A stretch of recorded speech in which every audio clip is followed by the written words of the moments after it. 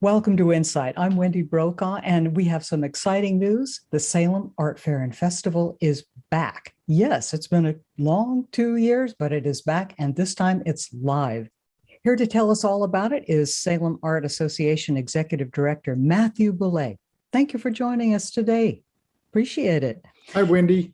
Hi. Good to be here. At first, let's let everyone know you have a brand new, just live Salem Art Fair and Festival website, and it's very easy to remember, salemartfair.org.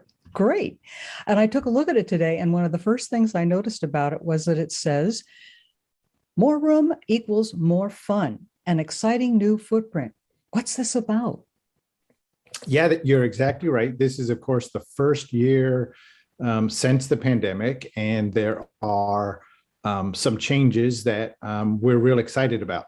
The footprint being one of them. So folks who have been to art fair in the past remember that sort of the main thoroughfare was down that central paved path in Bush Park. Oh, yes. We have essentially moved almost entirely into the pasture along High Street.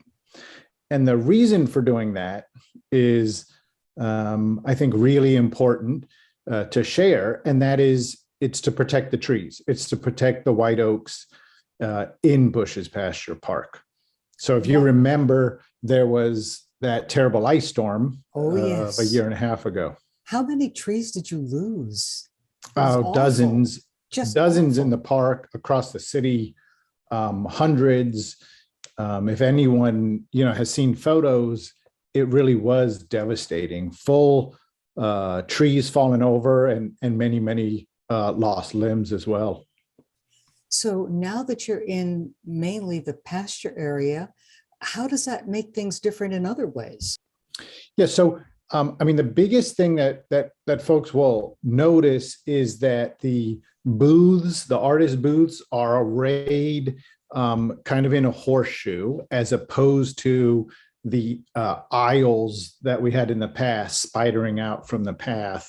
I think it's a real nice, pedestrian flow of traffic. We have, as we've always had, about 200 artists, many whom, have lost or put on pause their livelihood during the pandemic. So they're eager to be back.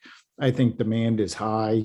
The main stage, which used to be in sort of the natural amphitheater down the hill next to the Derby track, is now also in the pasture. Can you explain why? There was why is it there now, and what were the reasons behind moving it? Yeah, so what happens, what the research scientists have told us is that the compaction of 35,000 visitors, all of our friends and family, in Salem and the surrounding areas visiting, all of those footprints push down or compact the soil, and around the roots of the trees, it can cause damage. So the best way to alleviate that really is to move folks away from the trees. Of course, what you lose, the downside, is that you lose their shade. And we haven't entirely lost the shade. You still have access to the path, the shaded path. We'll also have, to make up for the loss of natural shade, we'll have some ways of creating our own shade. We have umbrella tables, so you can sit with your family and have a drink or a meal, or just take a break underneath a shaded umbrella. We'll have large tents that are air conditioned, so real nice cooling stations. We are working on a solution to provide free water for everybody.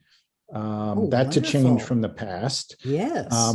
We also will have the galleries here at Salem Art Association open, very nicely air conditioned, so you can come in, get away from the sun, take a break, and then finally we'll have some industrial size misters spreading a little bit of water just on your face to cool you off.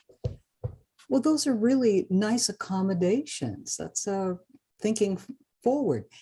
Do you think you're going to be always in this new location, or is this temporary, or is it permanent? Yeah, I think this is permanent. I think this is, where we'll be. Frankly, I think folks will, enjoy it. It allows easy access, from the different parts of the festival. I think, all of us in Salem know that weather in July is unpredictable. It could be nice and cool, partly cloudy. It could be, a lot warmer. We're rooting for, 83 degrees and partly cloudy. That's So great. if you've got any pull there, put a word in for us. I understand you have a new picket fence. What is that all about? We do. So I'm glad you asked. When I started in this position, we started planning art fair over a year ago. A lot of folks said something to the effect of, I love art fair. I've always loved art fair, but I don't like that fence. And so I started asking folks, what does that mean? And in years past, we had a fairly large security fence, 6 feet around the perimeter. And that's for, security reasons. All of the artists, of course, overnight want to have their stuff protected.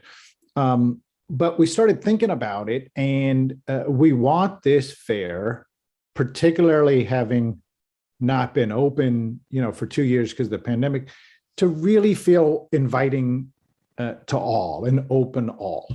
So along High Street, which is the most visible part of the fair, we will have a fairly short white picket fence. There will be signage that says, welcome, bienvenidos, please come. And it will have, a real nice look and feel, to it. Just so to keep everything safe overnight, we've increased overnight security. So we're taking that very seriously as well on behalf of the artists and their overnight art storage. It sounds like you've gotten an awful lot of community input on what you want things incorporated, and you've listened to them. And that's one of them. We have really, been on a bit of a listening tour over the last year, partly because I'm new and there's a lot to learn, partly because we haven't had the fair for a couple of years and we wanted to hear what people sort of, cherished the most or had the most, suggestions, sometimes complaints about. And we because we've got these changes to protect the trees, we really wanted to hear what people had to say. Thank you so much for joining us today on InSight, Matthew. We really appreciate this. So exciting. Thank you, Wendy. Learn more about this year's live Salem Art Fair and Festival at salemartfair.org.